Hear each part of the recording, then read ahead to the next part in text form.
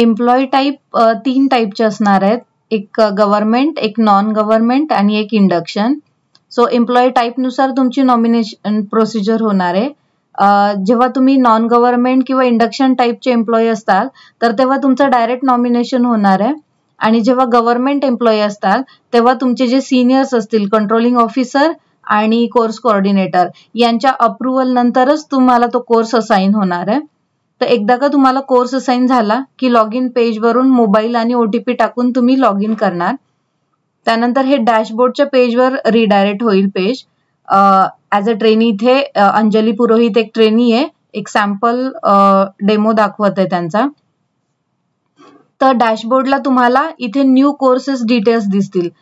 Suppose तुम्ही as a government employee असताल किंवा नॉन गव्हर्नमेंट असताल तर त्या रिलेटेड तुम्हाला इथे कोर्सेस डिस्प्ले होतील. इथूनही तुम्ही त्या कोर्सला अप्लाय करू शकता, अप्लाय नाव वर क्लिक करून. त्यानंतर इथे राईट साईडला कोर्सचे जे ऍडमिशन्स असतील तर त्याचा इथे काउंट दिसून येईल.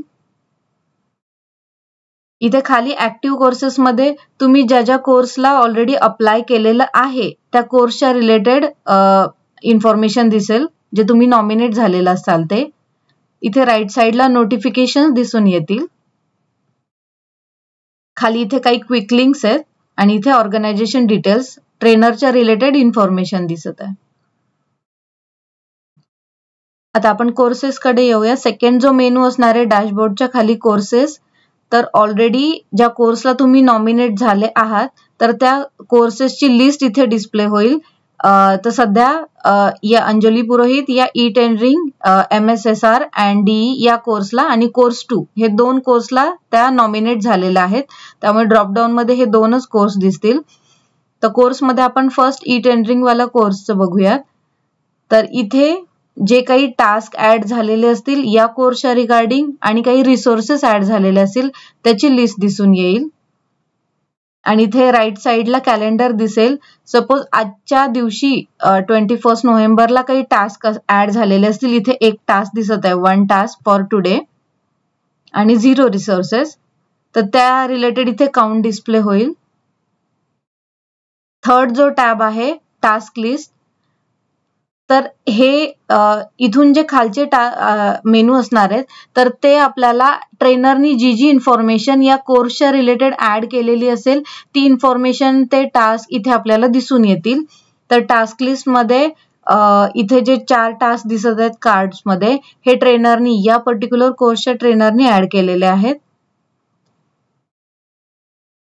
ॲज अ ट्रेनी, सपोज हा ट्रेनी टास्क फॉर ट्रेनी आहे, ॲज अ ट्रेनी मी टास्क हा रीड करणार. याची डेट पण असते, start date, end date. Suppose हा उद्या एंड होणार आहे तर मला हा आज कंप्लीट करावा लागेल, ऑनगोईंग दिसत आहे इथे.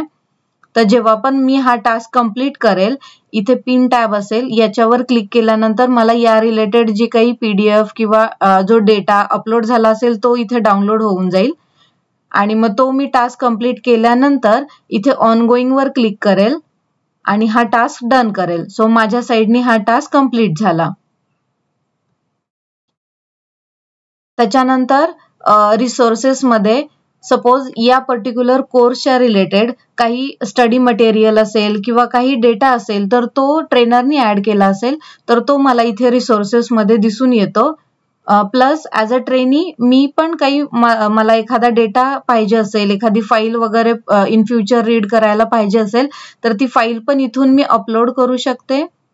किंवा एखाद्या कुठल्या वेबसाईटची लिंक असेल किंवा काही डेटा असेल तर तो लिंक वाईज डेटा पण इथून मी अपलोड करू शकते. त्याच्यानंतर जो नेक्स्ट ऑप्शन आहे, मेनू आहे, तो आहे लायब्ररी.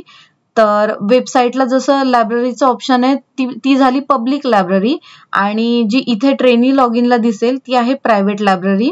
तर इथं कोर्स वाईज सपोज काही डेटा असेल, स्टडी मटेरियल ते अपलोड झालेलं असेल पर्टिक्युलर त्या कोर्ससाठी, तर ते इथे डिस्प्ले होईल आणि ते तुम्ही इथून डाउनलोडही करू शकता.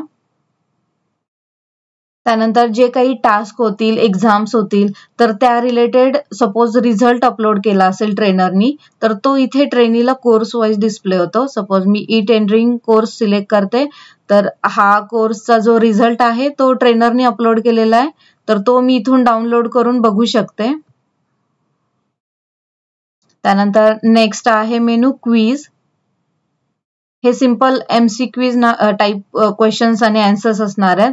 तर हे पूर्ण जे कार्ड्स आपल्याला दिसेल तर ते क्विज ऍड झालेलं आहे ट्रेनर कडून. तर हे ऍज अ ट्रेनी आपल्याला सॉल्व्ह करायचं. तर इथे स्टार्ट क्विज वर क्लिक करणार. इथे टायमर स्टार्ट होतो. 15 मिनिट्सचं हे क्विज होतं आणि आजच्या दिवशी मला कंप्लीट करायचंय. तर मी स्टार्ट क्विज वर क्लिक केलं तर इथे सिलेक्ट करणार.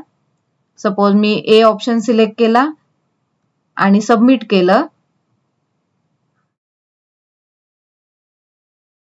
इथे माझं ऑनगोईंगचं कम्प्लिटेड स्टेटस झालं. As a trainee me he quiz complete केली आणि क्विज संपल्यानंतर ऑटोमॅटिक इथे आपल्याला रिझल्ट डिस्प्ले होऊन येईल.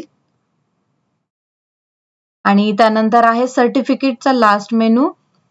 तर आपला कोर्स कंप्लीट झाल्यानंतर इन्स्टिट्यूट जेव्हा आपल्या त्या पर्टिक्युलर ट्रेनीचं सर्टिफिकेट जनरेट करेल तर ते आपल्याला इथे दिसून येईल. तर मी ई टेंडरिंगचं बघत आहे. तर इथे माझं सर्टिफिकेट दिसत आहे.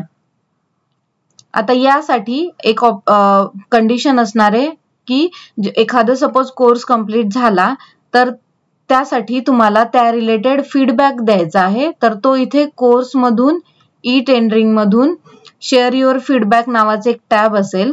तर इथे 15 क्वेश्चन्स आहेत. तर ह्या 15 क्वेश्चन्सचे तुम्हाला पुढे फीडबॅक द्यायचा आहे.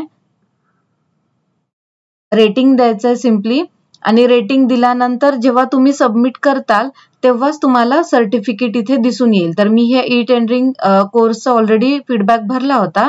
तर मला आता याचं इथे सर्टिफिकेट दिसत आहे.